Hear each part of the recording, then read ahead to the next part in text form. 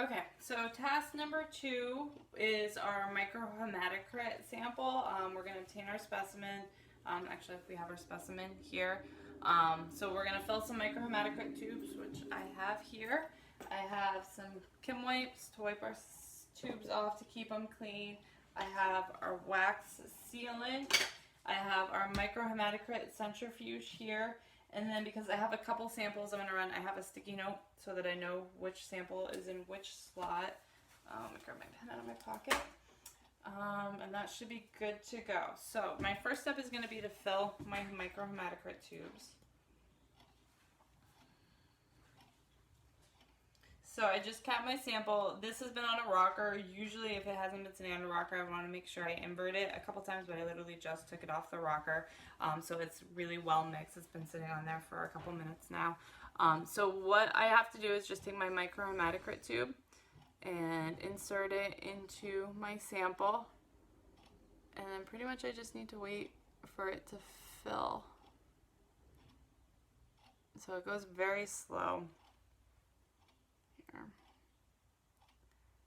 See if I try to keep my hematocrit tube as horizontal. Try to get some gravity to work with me here.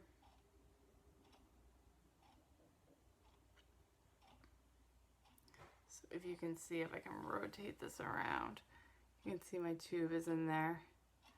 Try not to tip it so it spills, but making sure that it also fills for me. And what I'm aiming for is 2/3 to 3/4 of the way full.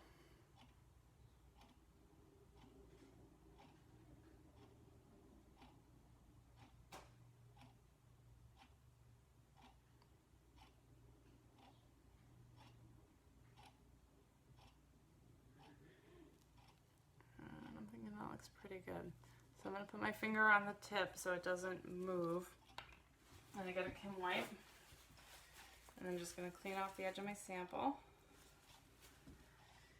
Now, if I remove my finger and just let the blood kind of slide down the tube a little bit more, then I can get this little space here so that when I insert it into our clay, it does not get our clay all dirty. Alright, so then I recap it.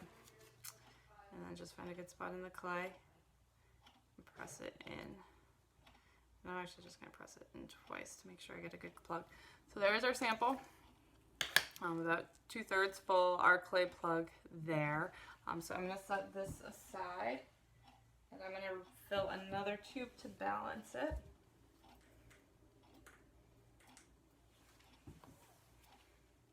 I'm going to do the same thing. So I'm going to insert it and try to hold it so that gravity's working with me on this end, but not spilling our sample. So I just turn it so I can see it a little bit better.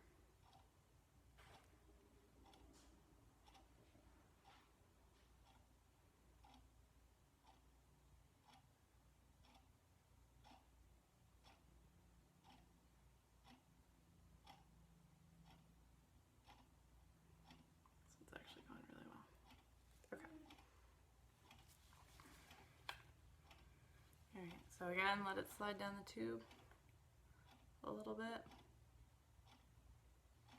Alright, and I'll wipe it off.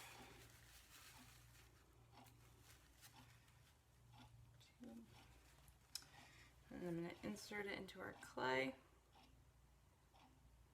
And take my finger off it when I insert it into the clay. Alright. So those are good.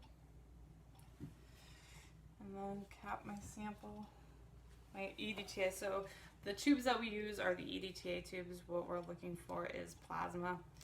So we always get our sample out of the EDTA tubes. I'll clean up my space a little bit as I work. Okay. So now we're going to run our centrifuge. And I am going to put our 2 samples on opposite sides so that they balance each other out. And when you put them in, you always put the clay plug end towards the opposite, or the outside, of the centrifuge. All right, so these, actually, I'm not going to use that side because there's just a little imbalance in our centrifuge, so I'm just going to make sure everything stays balanced here. So that is for our dog Spike, and Spike's in number 10 and 6, and then I have 2 more samples here that I'm going to put in, and these are for a cat named Bubba, and Bubba's going to be in number 12, and then in number 4. 12 and 4. And I'm going to cover my container right over there. Alright, so with this centrifuge, it has a specific hematocrit. So I'm going to see if I can show you how we set this. So you can see it says microhematocrit here. To turn on the microhematocrit, you have to press the safety lock, and then you can press the hematocrit button. And then I'm going to turn my dial to 3. It only takes 3 minutes to run. And then once this is all done, then we'll be back.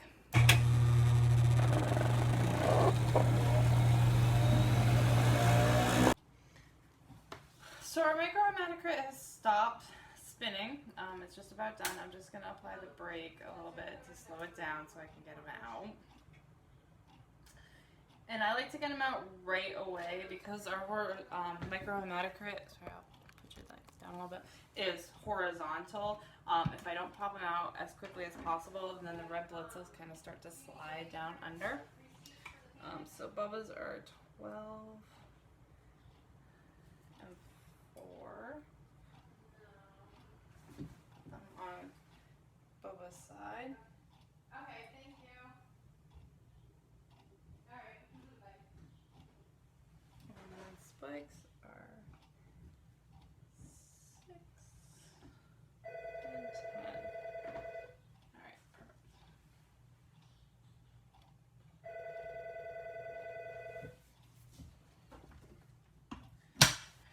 Okay. So now that that is all set, what we're going to do is do our microhematocrit read.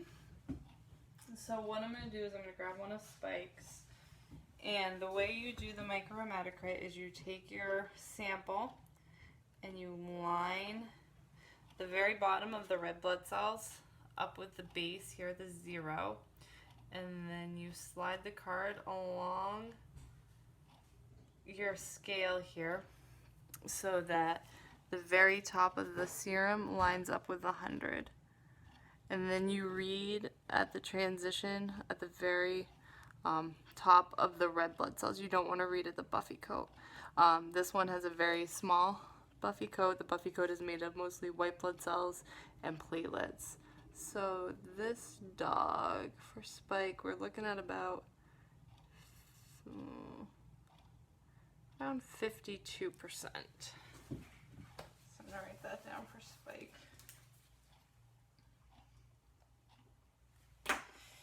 And you can see here too that the plasma for him is this nice clear color. There's no yellowing, there's no, let me see if I can grab a white piece of paper. No yellowing, which would indicate jaundice or icterus. There's no cloudiness to it, which would indicate that it's lipemic. This dog had a good 12-hour fast before coming in. There's no redness to it, which would be hemolysis. Their only redness is on the outside of the tube. There's a couple spots of blood that I missed when I cleaned the tube. So that looks really good. And then the buffy coat is very, very, very tiny. I don't even know if you can focus in on that. My camera will focus, which is great. Usually the buffy coat's less than 1 millimeter in length, so that's good for that as well. And then I always like to double check my other sample for the same animal, just so that I'm making sure I'm getting an accurate reading. So again, I'm just going to line up my red blood cells, slide over, 100, and make sure that's all good. 52. Perfect. That's that one, and then I'll do the cat.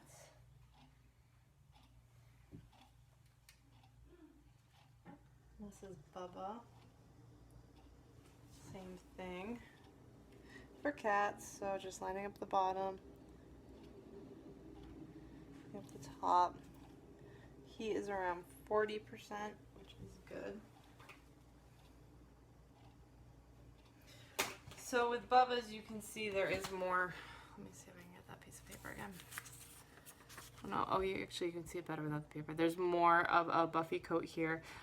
This cat actually recently got attacked by a dog, so we would expect more white blood cells from any underlying infection. He is also hyperthyroid and has a couple other issues going on. So not surprised by the increase in the buffy coat there. But his serum here still is pretty nice and clear. No real yellowing, no real cloudiness to it or anything like that. So it looks good there. Also no redness for hemolysis. So that works for that. And now I'm going to get our refractometer ready and everything else like that so that we can do our next step. Okay, so we are now on our final step with our microhematocrit prep. This is the total protein. So what we're going to do is I'm going to take one of the samples. This one is from the dog Spike that we did earlier. And I'm actually going to take a microscope slide, and I need to break the tube right above the buffy coat. So you can see it's very, very thin, the buffy coat. So I'm just going to go right above that and just try to notch the glass there. Get a little nick in the glass.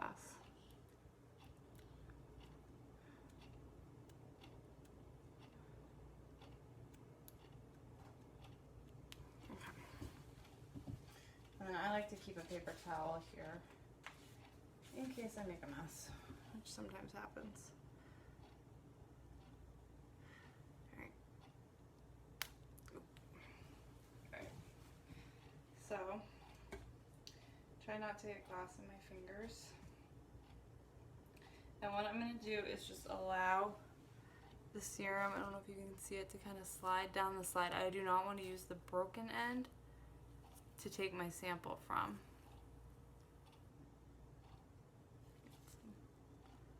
Come on.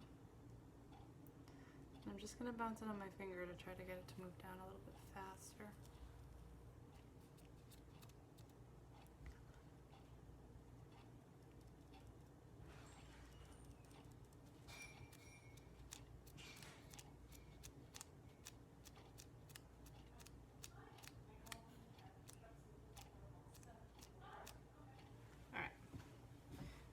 What I'm going to do is carefully open up the top of our refractometer and try to get a sample out.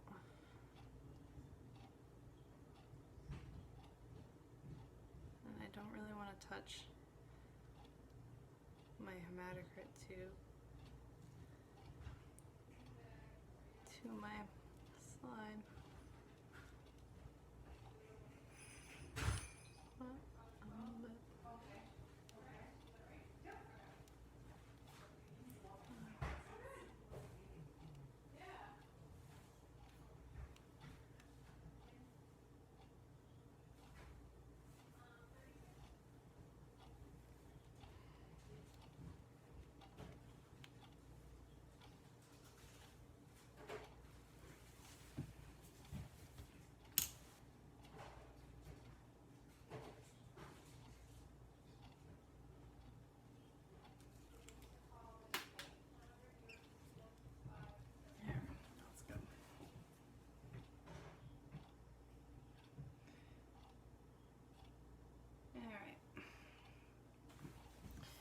So, the way I'm doing a refractometer is I hold it up to the light and I read the furthest left-hand side, and so I'm getting approximately 5 grams per deciliter. So that is 5 grams of hemoglobin per deciliter of blood.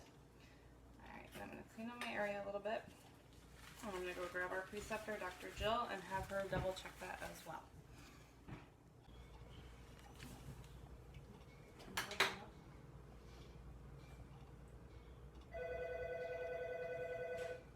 Yes, I also got 5.